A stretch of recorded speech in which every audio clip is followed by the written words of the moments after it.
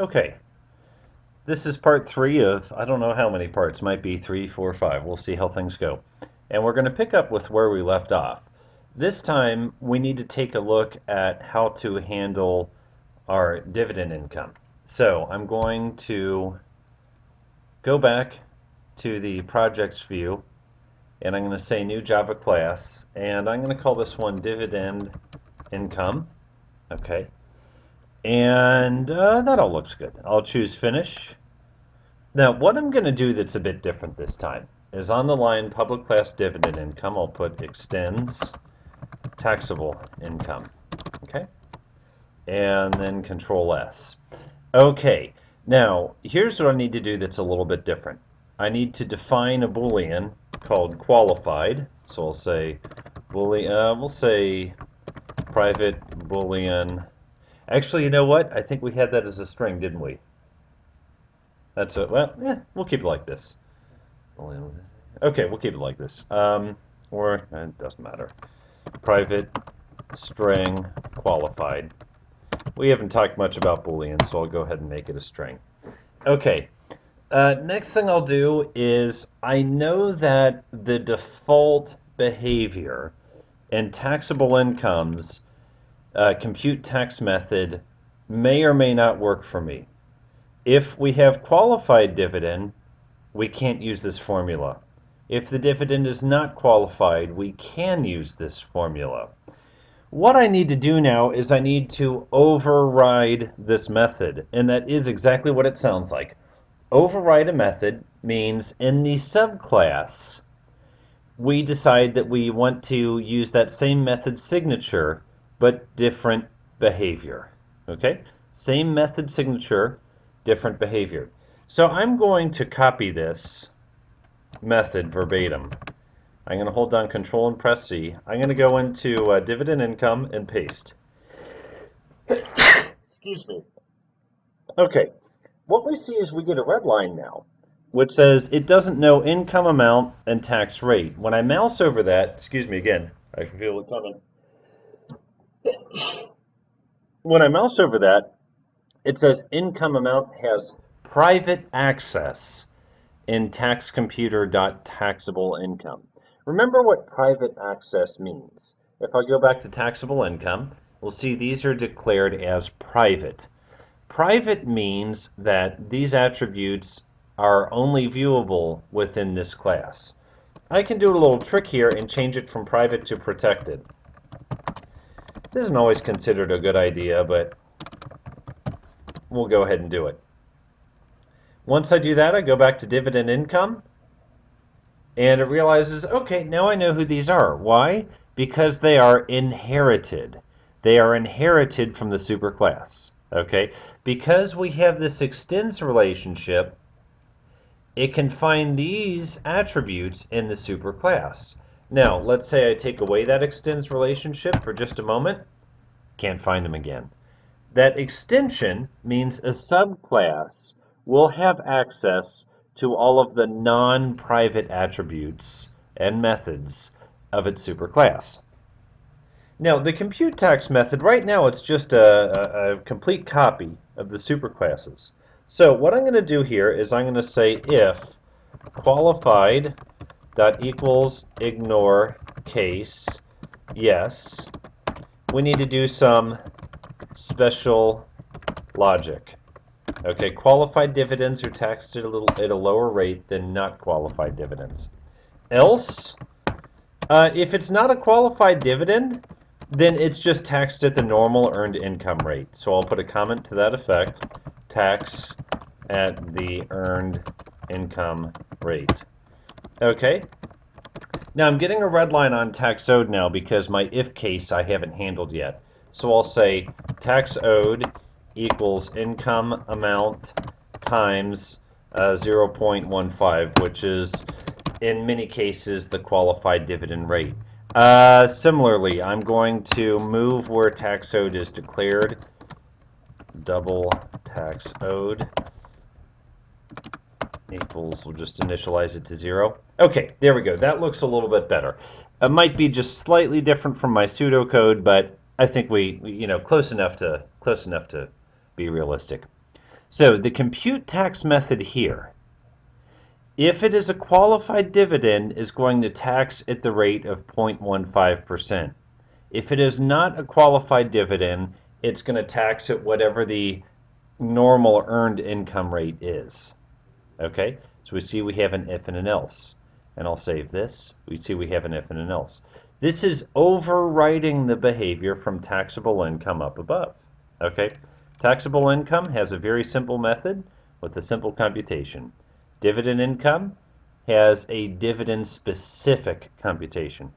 Now, this is what we call a magic number or a numeric literal.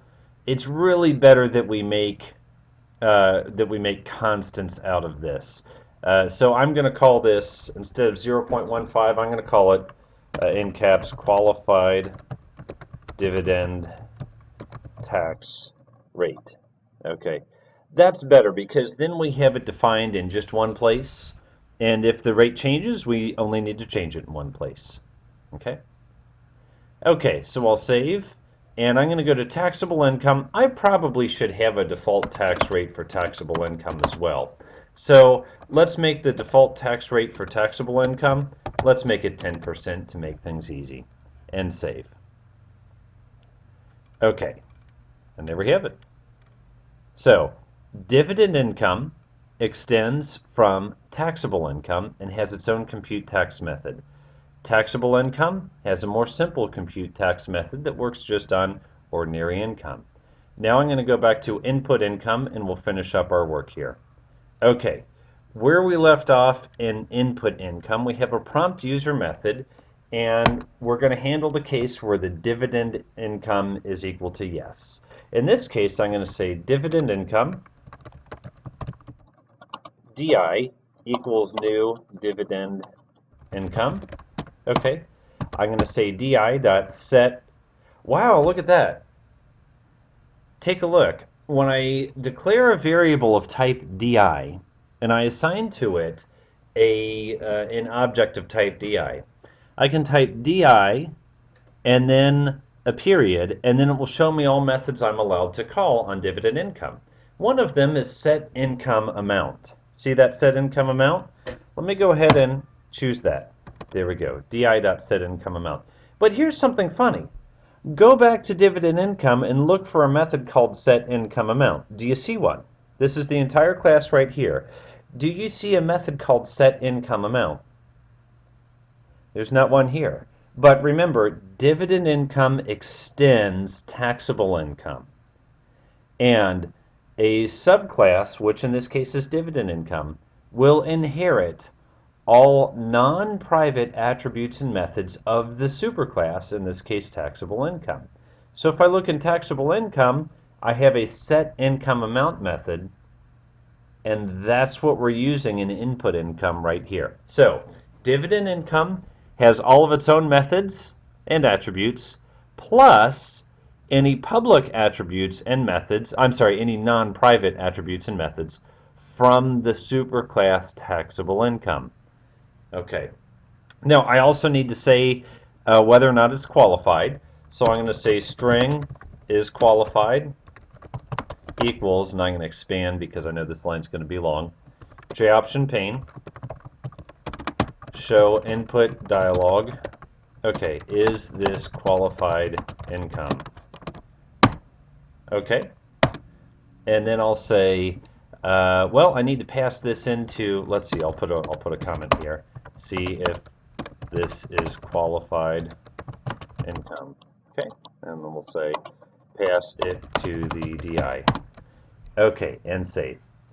Okay, well, in dividend income, I've declared this private attribute, but I have not declared getters and setters for it yet, so let me go ahead and do that now. Refactor, and then I'm going to encapsulate fields. Okay, and that looks good, and refactor, and there we go. And save, and go back to input income. Now I can say di.setQualified is qualified. There we go. Sorry, one thing left to go.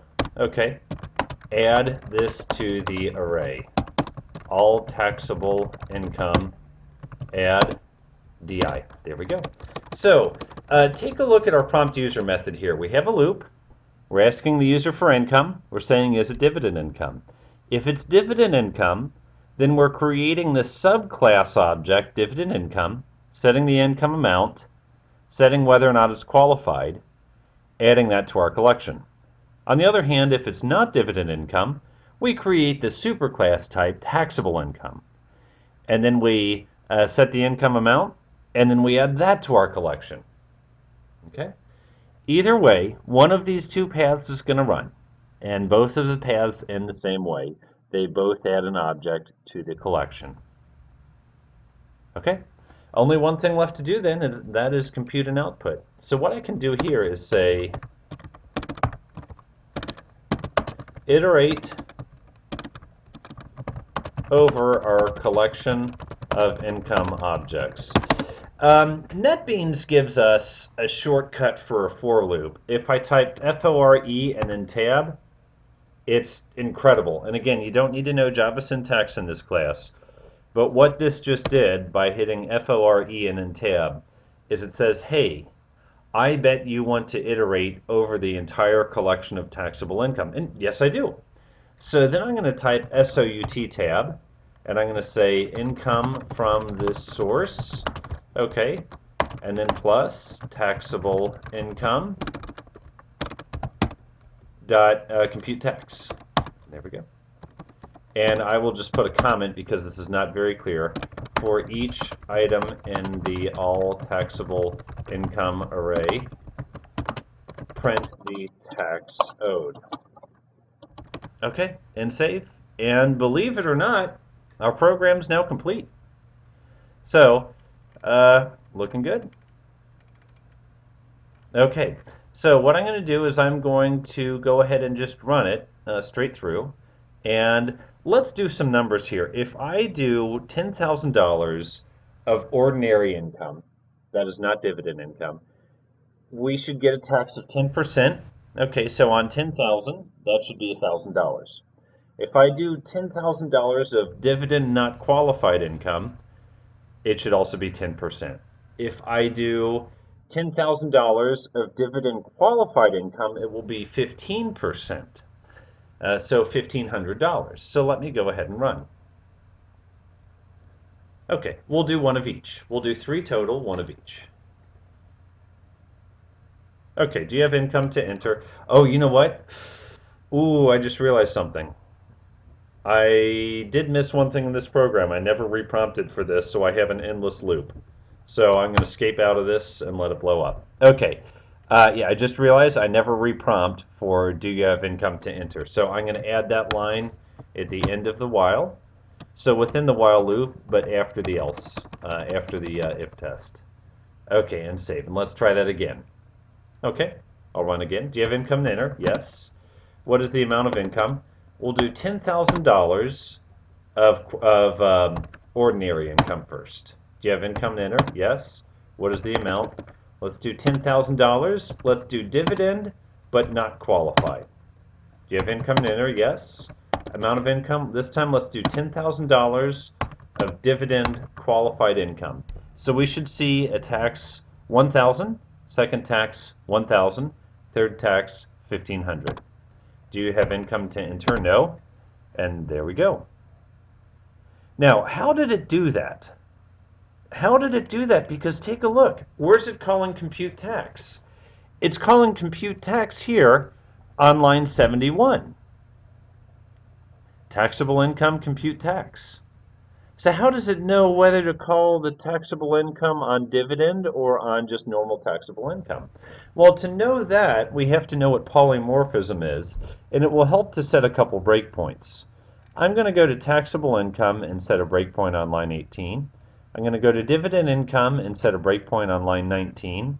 And now I'm going to debug the program twice. Okay, debug main project. Okay, do you have income to enter? Yes. First, let's just do normal taxable income. 10,000. Okay, is this dividend income? No. Do you have income to enter? No. We'll just do one pass with normal income. Note where the breakpoint stops. I'm in the taxable income class, line number 18 right now. So because I have normal income that's not dividend income, it uses the compute tax method from taxable income. Okay, and I'll F8 to play through. And there we go, and the program is finished. Now, let's try that again, but this time let's do dividend income. So I'm going to debug. Okay, do you have income to enter? Yes. What is the amount of income? 10,000. Is this dividend income? Yes. Is it qualified? No. Do you have income to enter? No. Now take a look. Notice where the breakpoint stopped. It stopped in dividend income's compute tax method. Why? Because this method has the same signature as the method in the superclass taxable income. That's what overriding is. Overriding is same method signature in subclass. Okay? Same method signature in subclass as superclass. And if that's the case, if we're overriding and we have an object of the subclass type, then we'll get that subclass's method. We'll get the behavior from that subclass's method.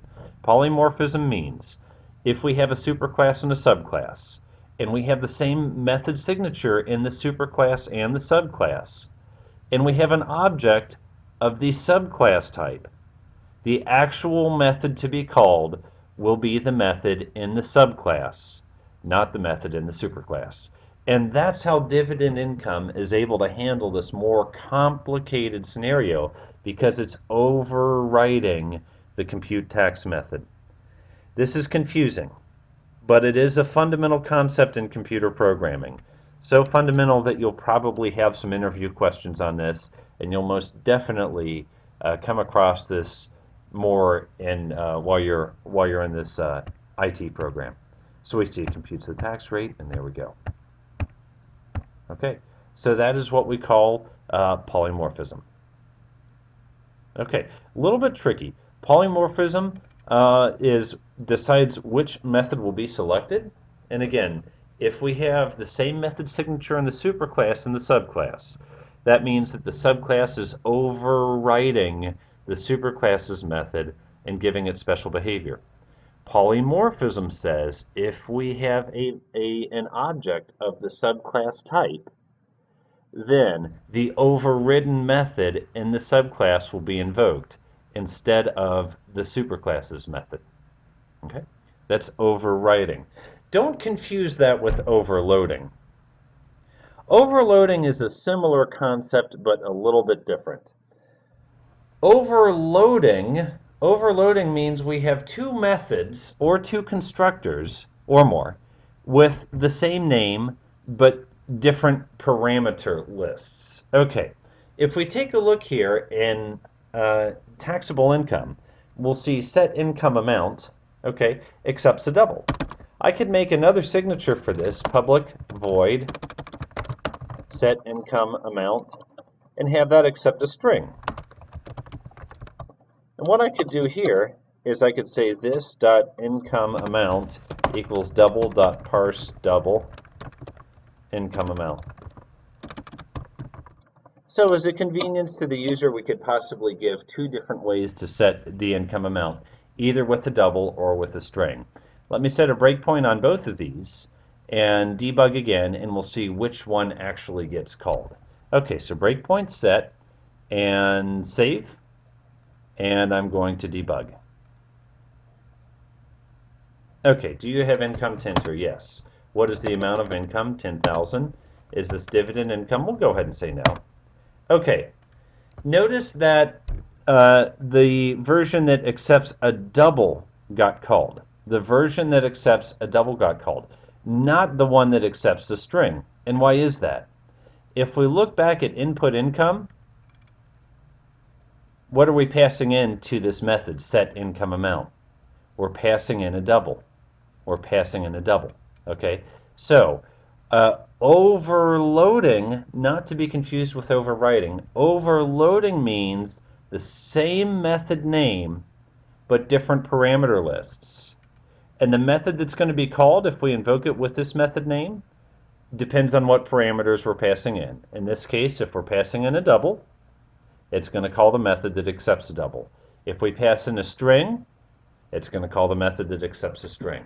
What if we pass something else like an int? We can't do that. Whatever we pass in, there has to be a method signature of the same type that's prepared to accept those values. Okay, so overloading two method signatures, same name, different parameter variable types. That's what overloading is. Okay. Uh, let's see. I believe we still want to talk about constructors, and we also still want to talk about sequence diagrams. But we've gotten through most of our material for today. Make sure there's not any. Let me just do a checklist here. Constructor. Talk about that next. Getter and setter methods. We saw those. Get taxable income amount. Set taxable income amount. Extending classes. That should be a T, shouldn't it? Extending classes. Okay, inheritance, polymorphism, class diagram, we just talked about all those. Access modifiers, we saw that private means that an attribute or a method is only available to the class itself. Protected means it's available to the class itself and all subclasses. And then public means it's available to everybody. Overloaded, overridden methods and parameter lists we just talked about. So it looks like we're doing okay. Okay, constructor. A constructor gets called when we create an object. If I put taxable income, I can make a constructor for this. A constructor will typically have the same name as the class itself, and it can do things like initialize variables. So I've declared a variable up here, and I've initialized it all in one line. Well, probably it's better to put that initialization in a different line, in a different place rather. So to create a constructor, remember a constructor creates an object. And if you don't remember what an object is, I recommend going back to the video that I showed, the Velo, which I posted on Blackboard, the one where I was in the parking garage and where I was downtown for a little bit, and kind of remember what an object is. So to create an object, we need to call a constructor. Public taxable income, boom. Okay, and I'll put a comment above that that says, this default constructor creates a new taxable income object. Okay, and we'll say tax rate equals 0.10. Okay, there we go. Now I can take this initialization out of here. Now, remember that for taxable income, there are actually about 5 or 6 different brackets. Maybe 10% isn't appropriate. So what we can do is we can say public taxable income double rate. We can override the constructor. Whoops, sorry. Okay. Override the constructor and allow the user to specify a different tax rate. So if we take a look, this is what we'll call a default constructor because it takes no parameters. This is an overridden constructor. It has the same name, and a constructor has to be the same name as the class itself, okay? But a different parameter list. This one accepts a double, where this one doesn't accept anything. Then what we'll say is tax rate equals 0.25. Well, I'm sorry, tax rate equals rate. Like so, and then save.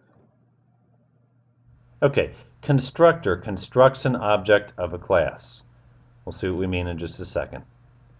Overloaded, constructor has to be the same name as the class itself. And what I'm telling you here is pretty common across all object-oriented languages. This is not Java specific. So taxable income constructor will typically be the same name as the class itself.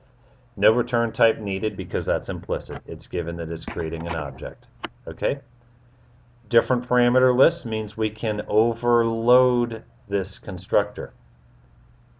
Now let's go back to input income. When I say create an object, that's what's happening here when we have the new keyword. And again, that's common to multiple programming languages, not just Java. What that's doing is that's carving out some space in memory for this object, and it is doing whatever the constructor tells it to do, which likely is something like initializing variables. And then we store that in a variable of the same type. Okay, what I'm going to do is I'm going to add a new if test, a nested if test here. And at this point, listen, we've gotten away from the homework a bit, so I'm not going to keep the pseudocode as closely synced up as it was before. But what I'll do is I'll say string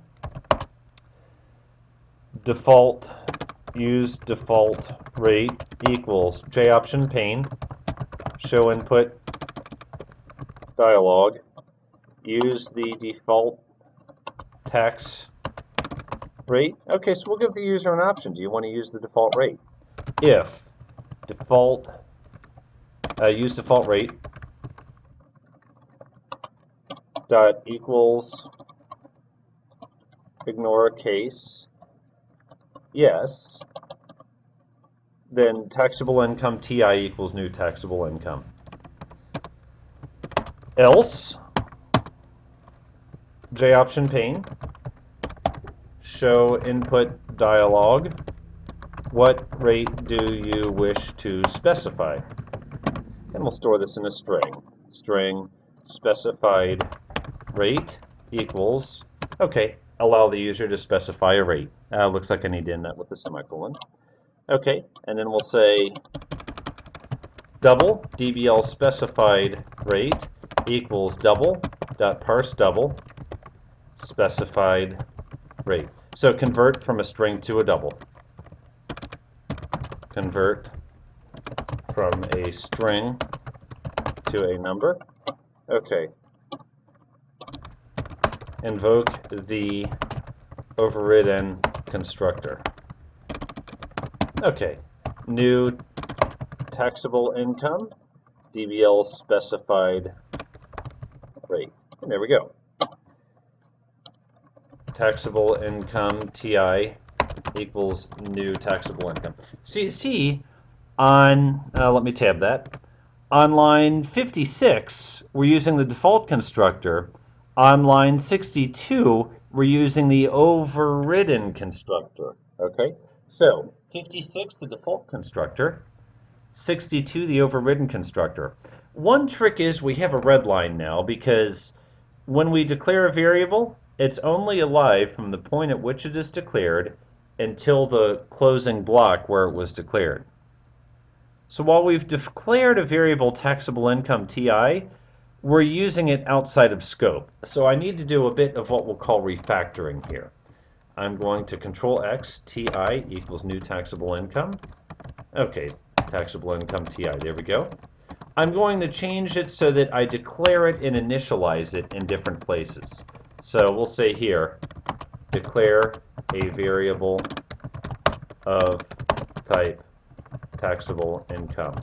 Then I can change the initialization. I can put the initialization in, down below, and the variable TI will still be in scope where we need it. Okay. At this point, I think we're in good shape. And I believe that's the end of the coding that we need to do. I'm going to set a breakpoint a bit earlier, save, and then we'll debug, and we'll look at a few different scenarios. Okay, I'm going to probably enter about 5 different taxes here. So, F8, F. Okay. Do you have income to enter? Yes. F8, F8. What is the amount of income? For each one, I'll use the same 10,000. Okay. Parse to a number. Is this dividend income? Let's say no. F8. Use the default tax rate. Let's say yes for this first try. F8. Now, line 58, I'm going to choose F7 and step into this constructor call. Notice which constructor it actually called. Remember, I have 2 of them, one here and one here. Note that it invoked this constructor on line 20 because I said use the default rate, so I have not specified any arguments. So it calls the default no argument constructor. Okay, F8, F8. Okay, and there we go. Set our income amount. Do you have more income to enter? Yes. Okay, so that's using the default rate, so we should have tax of $1,000 on that. Now I F8 again. What's the income amount? We'll say 10,000. F8, F8. Is it dividend income? We'll say no again. F8, F8. Use the default rate. This time let's say no. When I say no, we go to our else part of our if test, and we can specify a rate of 20%. Okay, parse that to a double. Now I'm going to call the constructor on line 64. Allow me to hit F7 from input income. And we'll go to taxable income. Okay, and now look at which constructor was called. The second constructor that accepts a double variable. That was called because we're passing in our own rate of 20%. F8, F8, F8, and we're back. Okay, set the income, and let's go again. Do you have income to enter? Yes. Okay, F8, F8. What's the amount of income? 10,000. F8, F8. Is this dividend income? Yes. F8, F8, F8.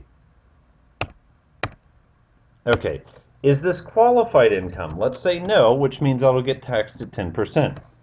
F8 and add. And the final try. Do you have income to enter? Yes. F8, F8, F8. What's the amount of income? 10,000 again. F8, F8. Is this dividend income? Let's say yes. This will be our final path, which is dividend income that is qualified. F8, F8, F8. Is this qualified income? Yes. That will tax it at 15%. F8, F8, F8. Do you have income to enter? I'll say no. As I recall, I did one ordinary income at $10,000. 10% will give us $1,000 in tax. I did a second ordinary income, but then I specified 20% tax, which should be $2,000. The third income I entered was dividend income, which would be taxed, and I made that not qualified, which would be taxed at the ordinary rate of 10%, so that should be 1,000. And then finally I did dividend income that is qualified, so that should be taxed at a rate of 15%. Let's see how we go. Okay, F8. Okay, now we're computing our tax. First time, this is our first income object. Okay. Second income object. Now we're going to go to our dividends. Okay, we see we're in the dividend income class, and this is the one that should be a not qualified. There we go. Okay, and again, this is the one that should be qualified. And there we go. So 4 taxes total. Let's see how our output looks.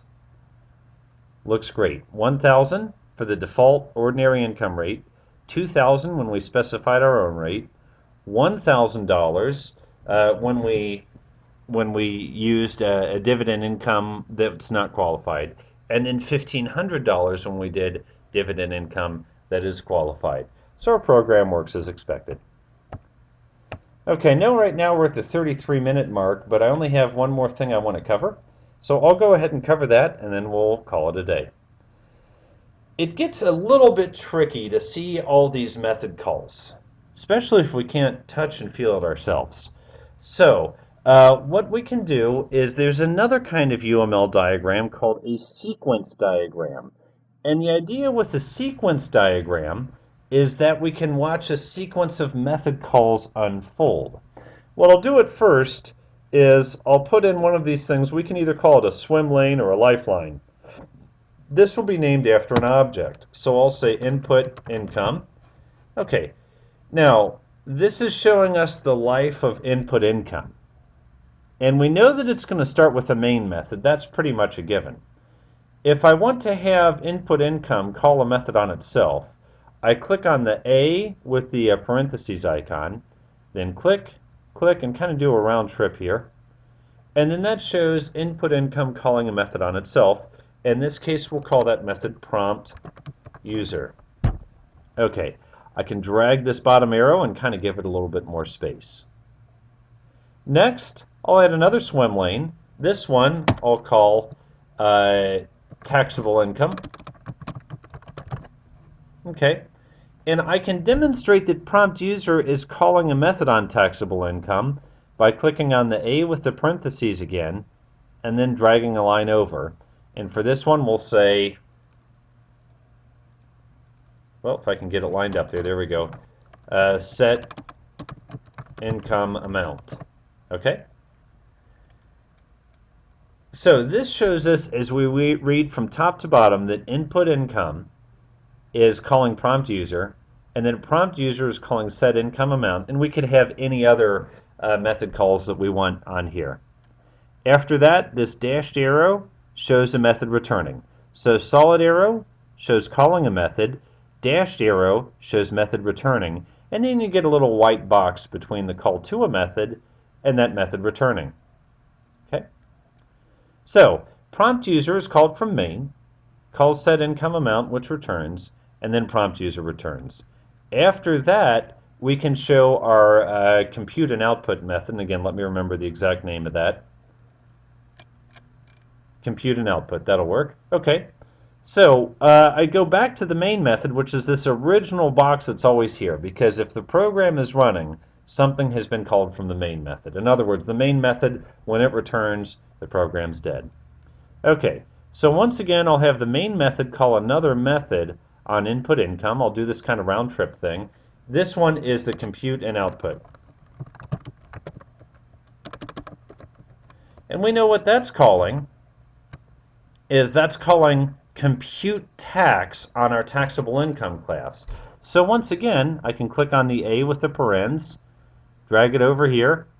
I know you can't see the heading anymore, taxable income, but we can let's see, and I'll expand this a bit. There we go. I'll put a label here to show that this is calling compute tax, and compute tax is returning tax amount. Oops, 1 second. And there we go. Whoops. Wants me to leave the numbers. Okay, there we go. Tax amount. And there we go. Well, you know what? I didn't want... Oh, phooey. It adds the parens for me. Okay, well, don't worry about that. So this shows from top to bottom, left to right, a sequence of method calls. As we get to very large programs, a sequence diagram like this can be very handy to help us visualize these method calls happening from object to object. You might remember, if we think about all the UML diagrams we've seen, we started with the use case diagram, which is quite simple. And then from there we went to the class diagram, which is very common. And from there to the sequence diagram. There are about 9 to 12 different UML diagrams, depending on who you talk to. These three are the most common. Pseudocode flowcharts still very much used today, but really with object-oriented programming, we're seeing much more emphasis on UML diagrams like this, which is why it's not given a lot of coverage in our book, but I did still think it would be worth covering. So that's what we're covering for today. I'm going to post all these. Right now it's Sunday for me, so I'm going to post all of these, and I'm going to open up a final quiz question suggestions. I'll keep that open until about Wednesday of this week. And then we will have homework due. The soft deadline is Sunday. I believe that makes it Sunday the 27th. And the hard deadline is Tuesday the 29th. I didn't want to have anything due on Memorial Day because that is a holiday. So I gave a little more time on this assignment. And then we'll do the online exam on exam week, and then that'll wrap it up. I will be certainly available for questions. If you need anything, this week I'm going to be in Mexico through Wednesday, and then on vacation for a couple days before Memorial Day. But I will be accessible via email, instant messenger, and all that if you'd like to get a hold of me. So definitely feel free to. And thanks again for participating with this online class.